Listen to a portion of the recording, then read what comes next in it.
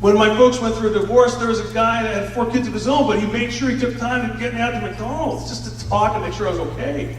I'm trying to find Bill Davy Duke in Vancouver. It's hard to find, he's not on Facebook.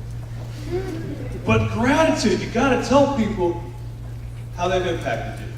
Some of you, before the day's done, need to tell your manager how they've encouraged and inspired you. I asked Aaron Winter last week, I said, who's inspired you the most in your life?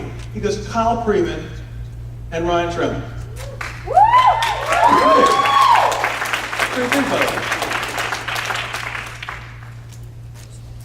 You gotta be teachable. You gotta be somebody who, when they give you good ideas, big ideas, you're bringing it. And it's hard sometimes. It's hard to hear that we don't have it all together. But you gotta be honest with yourself. Here's another thought, pay it forward. You need to find somebody else to mentor while you're being mentored. It's a great thing we can do right in our office. One of the best ways to go from renting an idea, or kind of like talking, is you teach the idea. You go from renting to owning the idea when you teach it. It goes from kind of being head knowledge to like heart knowledge. I got this thing. All right? Pay it forward. Think of it like this. A sponge can only absorb so much. A sponge has a maximum capacity until it gets, bless you, until it gets wrung out again. You got to wring the sponge out, folks. So you're absorbing all this information, that's great. At some point, if you don't wring out that sponge, you're going to top out. So make sure you're teaching somebody else, pay it forward, mentor somebody else while you're being mentored. You know, really that action piece of actually doing the work is the miracle piece. Actually doing something with the information that you get. So I got to be Cardillo's right-hand man. It was unbelievable. We had incredible sales results.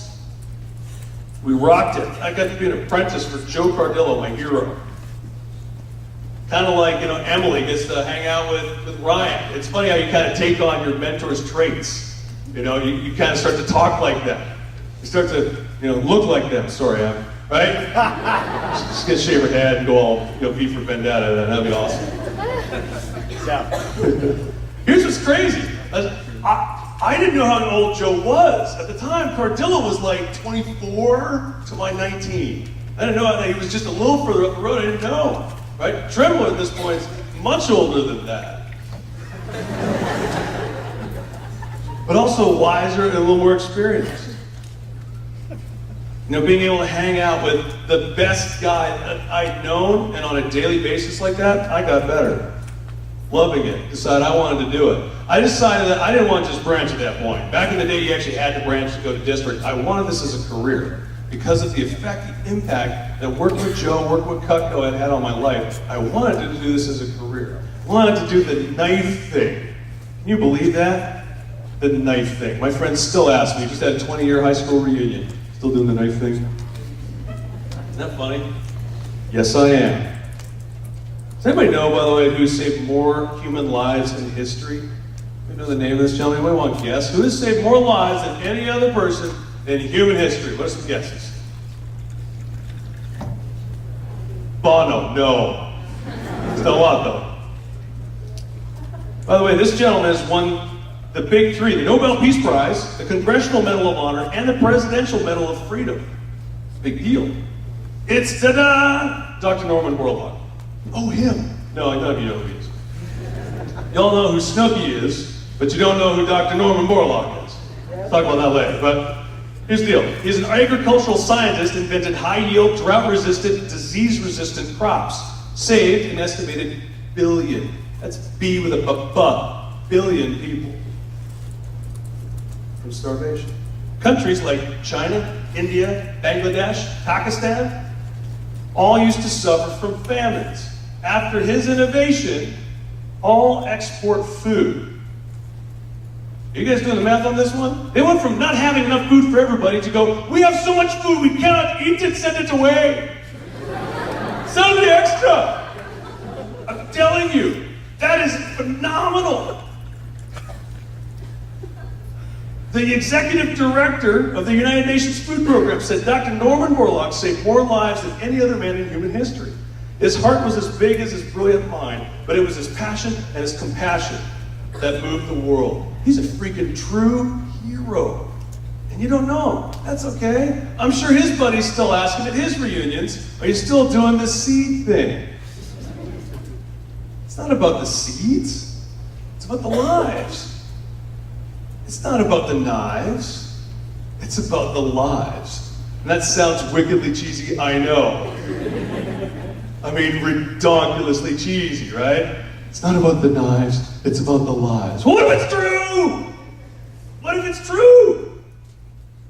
I want the knife thing as a career, so I went out and opened up a branch. I took my $4,000, and they go, okay, great, you can go to, true story, Regina. Trent, we have an amazing opportunity for you in Regina. Now, does anybody know what Regina means? It's a Latin term, right? Latin for queen, right? It's named after the queen. Now, it's actually Regina, but where's the fun in that pronunciation? So, we call it Regina. And the locals call it Rejj. I kid you not. They actually do go there, right? Regina, good times. That was going to be my branch opportunity. I was going to rip it. No, I wasn't. That's horrible. Sorry. I was going to...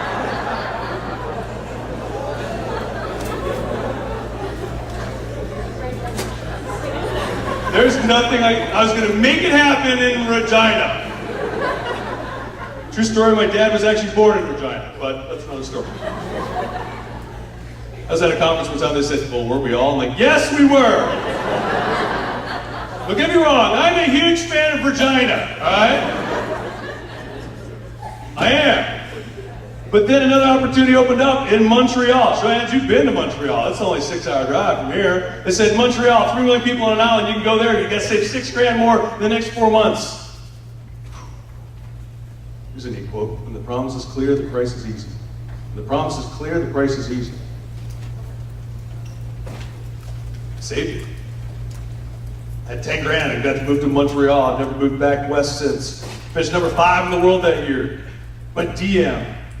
DVM, National Recruiting Manager, and now I'm getting to coach people in our company.